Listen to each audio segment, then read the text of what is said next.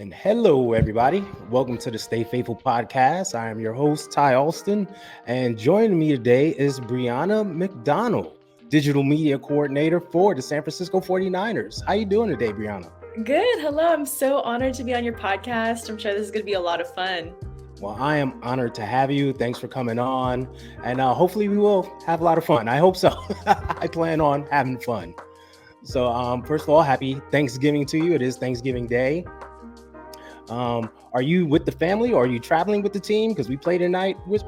Where are you in the world? Right now, I'm currently at home with my family, but we're still working tonight. There's still a game tonight. There's still a game. Into this game, but working from online, going to be posting all the content on the 49ers social media channels and keeping the fans updated on 49ers.com and through podcasts like First and 10. So still a lot of work to be had and a game to win tonight, but doing it from home. Okay, well, good. At least you're home with the fam. You get to relax a little bit before game time. Just a little. Yeah. So real quick, tell me about your background. Did you grow up a 49ers fan? Because I saw a picture of you when you were younger in full gear. So tell me about that. Yeah, exactly. I grew up in the Bay Area, a huge 49ers fan, because my parents were also huge 49er fans. Gotcha. My dad's side of the family, he actually immigrated from Nicaragua. So when he immigrated here, he came straight to San Francisco. And so his team was the 49ers. And on my mom's side of the family, her grandparents were huge 49ers fans because they're from the Bay Area. And so they instilled that in her. She had the opportunity to witness the Niners winning Super Bowls and all the glory that came with that. And so their fandom was just passed down to me, of course, as the baby of the family.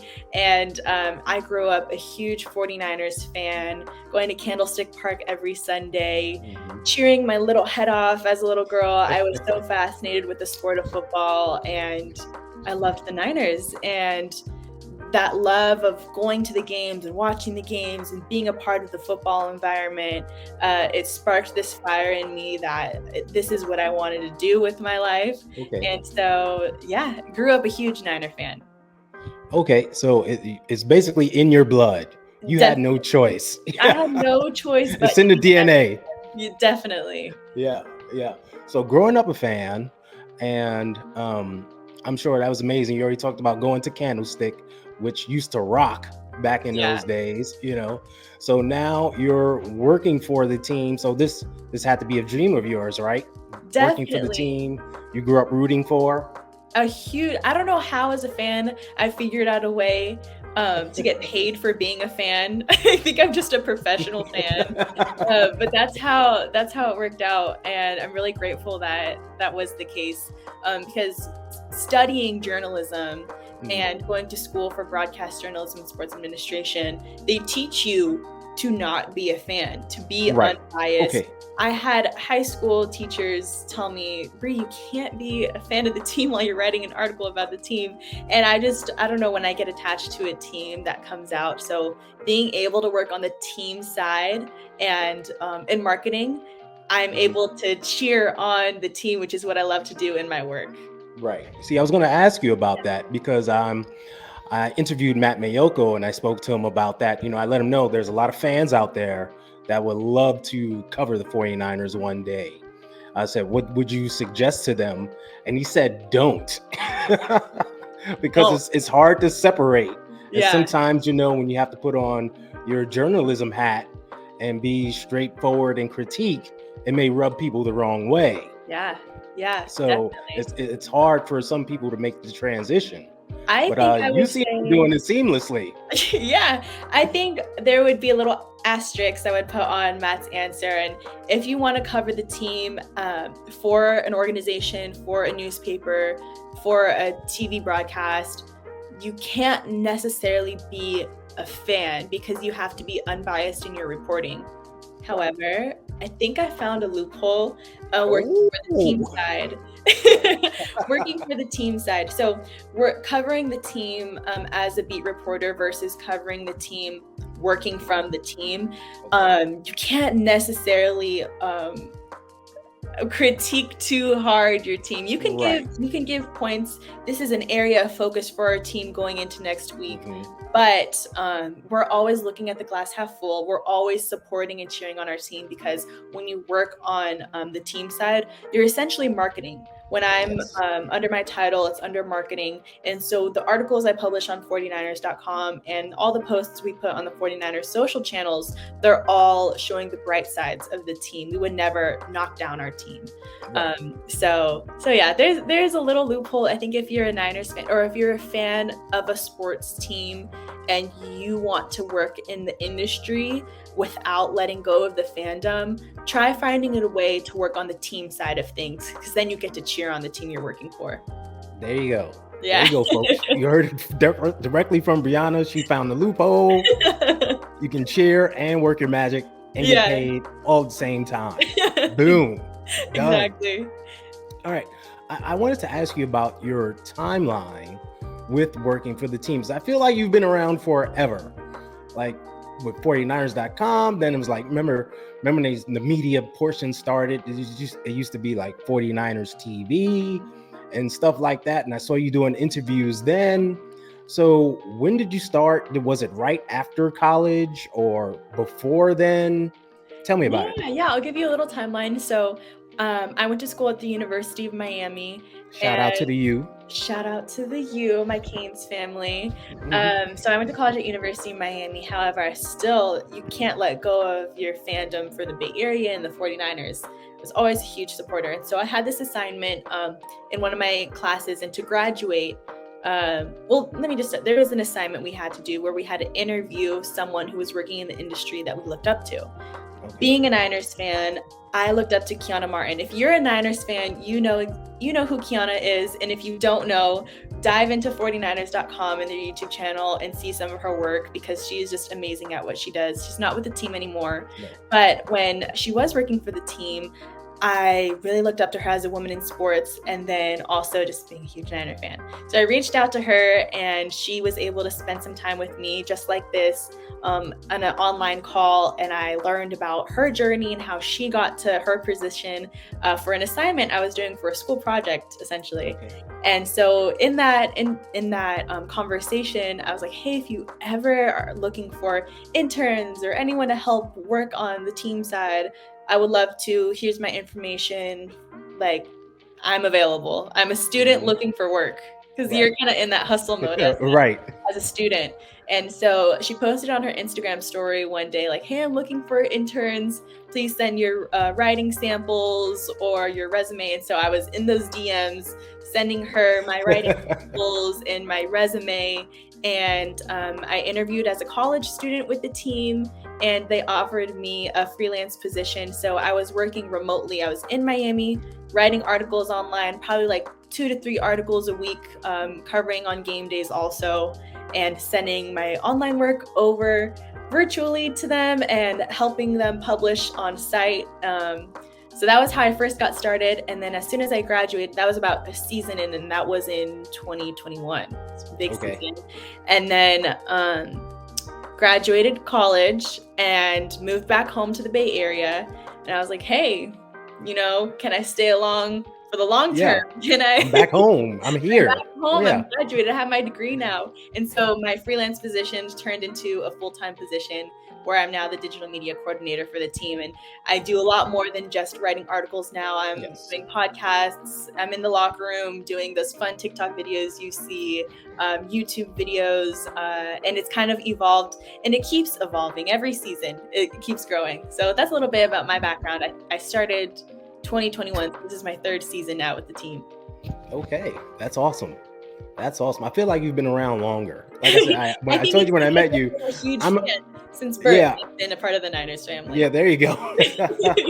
And I've been following you for a while. Like, I like to focus on the people behind the scenes that help bring us, especially me as a displaced fan. Like, I'm in New York. Yeah. So I appreciate the people like yourself behind the scenes that help bring me content so I can stay connected with the team more than just on the field. Yeah, and that's what it's all about. Yeah. I love being in this position because we get to connect with our 49ers family all around the world. I'm sure you saw it even on TV when we went to Mexico, how the fans were filled with Niners fans. And it was supposed to be an Arizona home game, but the faithful fan base, we are everywhere. Everywhere. And so being able to have a platform and show our players' personalities, but also the news of what's happening day to day, and spread that out to all the faithful that are literally worldwide. It's so fun to do. Yeah, I'm sure it is. And it's a blast. And I know, speaking for myself and a lot of others like me, we appreciate all you do and keep doing it. So thank you. I got to give you a thank you on that one. Of course. Yeah, absolutely. Yeah. Now, as I mentioned, I'm a fan and I follow you. And on game days when I'm there, I like to look for people and say, hey, there's that person working and then there's that person. You're all over the place. Like one moment you're on the field, then you're in the concourse, then you're in the stands. And then after the game, you're in the locker room. I don't know how you do it, but you're amazing. But, and especially when I went there on Sunday, because we met on Sunday, I got there 10:15 and you were already there. Yeah. So I guess it's got to be a long day. Can you tell me just about your day and what it entails and what you go through on a general game day? Okay, on a general game day, let's do a home game. Here's how my schedule looks. Waking up pretty early, getting ready. I love to turn on all the 49ers podcasts on YouTube. So I'll watch 49ers Talk with Matt Mayoko and Jennifer Lee Chan. Everyone who's on YouTube talking Niners to get myself in the mindset of game day. I'm sure that's the tradition for a lot of Niners fans. So I have my YouTube going where I'm listening to all the latest Niner news and I'm getting ready, doing my makeup, doing my hair, getting my little game day outfit on because I'm still love doing the girly stuff also. So I get all ready and then we get to the stadium 4 hours before kickoff. So once we're there, it gets started. Doing a lot of walking around the concourse. So on Sunday when we got to meet, I was doing a TV hit for Sky Sports. So our international home market that's in the UK because the UK fans are there. And so I had the lovely opportunity to interview a lot of our UK fans who traveled over like 5,000 miles to be at did. So very dedicated fans. Yeah, real quick. Yes, I was there with them. Over 40 of them traveled from the UK over here to watch a game. That's amazing. Shout out to the 49er faithful UK. That is phenomenal. We have fans all around the world, which is one of my favorite things to do is also not only highlight our players on the field, but our amazing fans that support the team year in and year out, no matter where they are in the world. So I loved getting the chance to meet our faithful in the UK. I was doing some interview segments with them and then doing a little TV hit for Sky Sports, and that aired over this last week, gearing up for this week's game. So that was an assignment, but I'll typically do anything that we'll have to do for like our YouTube or our TikTok page. I remember during the preseason, we had a Snickers campaign. So I was doing some fun content with fans and asking them some Niners trivia questions for some Snickers bars. Yeah. So any sort of partnership or content I have to get pregame with the fans, I'll be out on the concourse doing that.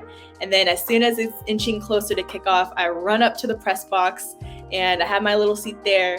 And I'm posting to our 49ers YouTube community page. So doing some fun things like polls and showing off our players' arrivals outfits and having fans vote on who they think had the best arrival outfit.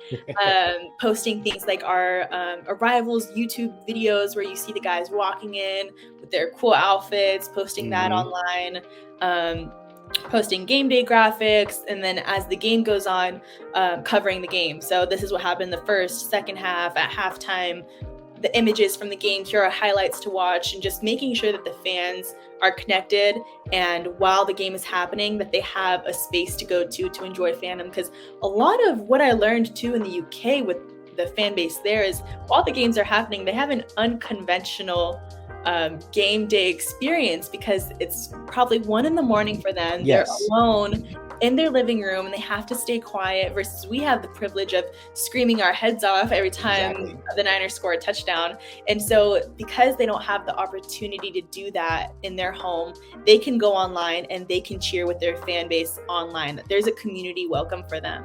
And so I'm helping support that community online and fostering all the comments, all the positive things that are coming out of the game. And so that's been a lot of fun, covering mostly on YouTube and on 49ers.com. And then as soon as the game wraps up, go down, listen to post-game press conferences, hear what the players had to say, take notes of everything they had to say, including the opposing team's head coach and the opposing team's quarterback.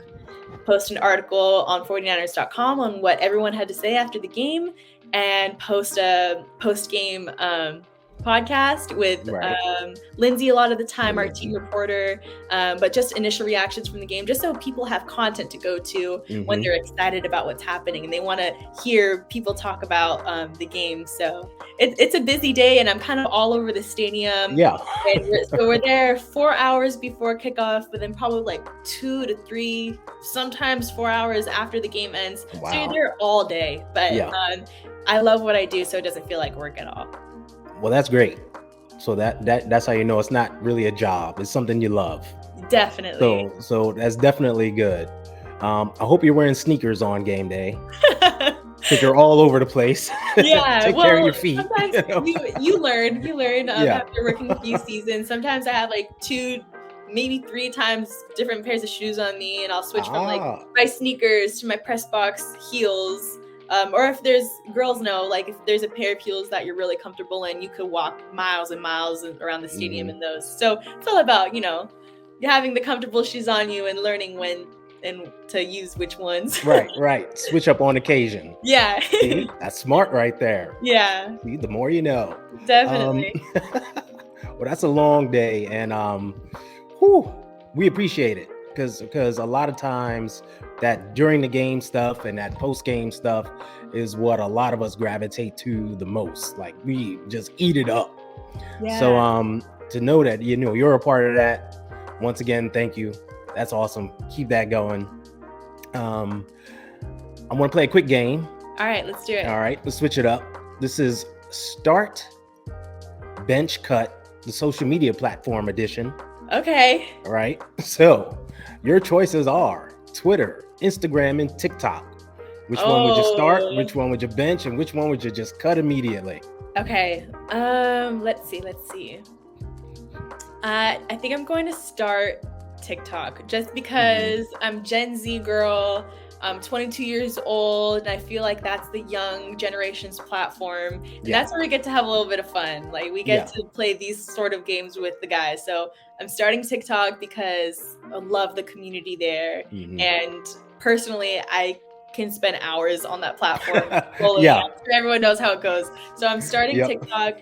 I'm benching Instagram. They're a solid backup, though. Instagram Reels still. Reels, exactly. That's where the action is. It's really cool with the Instagram stories. They're so easy to post on there, and being able to see people's lives off the field, especially when you're connected to the players, is really fun. So I'm benching Instagram. That means I'm cutting Twitter, and I think that's just because with Threads sort of becoming a thing, and Twitter's a funky place. I don't know. I'm not on Twitter as much as I am on YouTube, TikTok, and Instagram. I think the video and photo being a huge aspect of TikTok and Instagram is what I gravitate towards. So unfortunately, I'm cutting Twitter. Sorry, Twitter. Sorry, Elon. Gotta go. and it's funny you mentioned Threads. They're constantly adding features now. Which make it real compelling to jump on. I know. And start posting. Every social platform is trying to be like the other. Everyone has stories now. Everyone has reels. Everyone has some sort of text-based. So you could get lost in it, but it's fun. This is like they say the NFL is a copycat league. Social media platforms are copycat companies. They like, they have that feature and it's blowing up. I know. You got to add it on. Definitely. You got to get that. Definitely. And I mean, if Niner fans are looking for text-based content, or just where you can have comments and replies and threads, the YouTube community tab. Yeah, it's been so much fun, and the Niners have been really diving into that feature on their YouTube page and trying to make it as interactive as possible with the fans. So, I mean, if you're looking for more content, the YouTube community page is where it's at.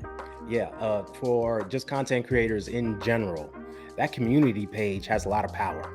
Yeah, definitely. And people really need to take notice of it and dive into it, because it could really give you some big exposure and just engagement with your audience. Yeah, connecting with them, seeing what they want to hear. We'll use it a lot, like when we have a You've Got Mail episode coming out where we sit down with our players one-on-one, and we'll be like, you'll get a sneak peek there, like, hey, this week we're sitting down with Kyle Juszczyk and Christian McCaffrey. What are some questions you want to ask them? So we try to get questions directly from the fans to the players. So if you're on the community page, that's where you'll get some behind the scenes, some sneak peeks, and then also be able to have your voice heard in there. See, there you go, folks. Hit up the YouTube community page. Yeah. A lot of action going down there. Definitely. You do a lot of interviews, and there's a consensus like Christian McCaffrey gives the most heartfelt, thought out interviews. Like he gets you thinking and going, then you're like, oh, yeah. Right. Okay, but who would you say is the funniest guy, who gives the funniest answers in the locker room? Man, that is so hard, because a lot of our guys have really funny senses of humor, and they're also warm and welcoming to go up to in the locker room. I'm trying to think. Okay, funniest. I think Jake Brendel has some sneaky, funny commentary. He's really funny. Our offensive line, there's hidden gems in there. Aaron Banks, hilarious. Love going to him. He's from the Bay Area, so he gets it. He gets the slang and the vibe of the Bay Area. So, and I'm trying to think the funniest. I love Charvarius Ward, Mooney Man. He's hilarious in the locker room. Spencer Burford. I think I'm talking all O-line here. But Spencer Burford is hilarious. I love his dialect with him being from the South. The way he says things is so funny. I'm trying to think who else. Debo, hilarious always. We put the mic on him. He always has something funny to say. Why am I leaving out George Kittle? Hello. He's our main guy. If you want any type of content, if you want anything to be entertaining, he's the guy to go to. He could take any moment that's sentimental or that's low or that's high energy and make it fun. He's amazing. All of our guys are hilarious. Brock has a great sense of humor.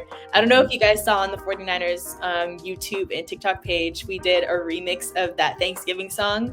I got beans, greens, potatoes. I haven't seen that. Yeah, and Brock was in on it, and he wasn't scared to really give it his all. He was he was singing that song, and we cut a little bit of it, which was really funny. But yeah, the locker room's always entertaining. It's hard to choose just one, but I think if I had to give the crown to someone, it's definitely George Kittle. Okay, yeah. I think most people would agree with that, because he's just a ball of energy, and he's funny all the time. And I got to check out that Thanksgiving remix song just to see Brock in action. I bet it is. Wait, also Ambry Thomas finished that video off. He did? Let me tell you, if you haven't seen that video, watch out for Ambry Thomas and watch out for Brock Purdy. Okay. My two favorites. Boom. Go check it out, people. Go check it out now. Yeah. I'm going to task you with something. Okay. I heard Brock does impersonations. Yeah. I need that on camera. I know, right? Do somebody. Just grab them. That's your job. Okay.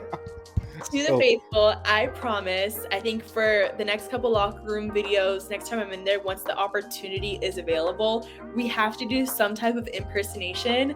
We did George Kittle last year, I think, for National Tight Ends Day. I saw that, yes.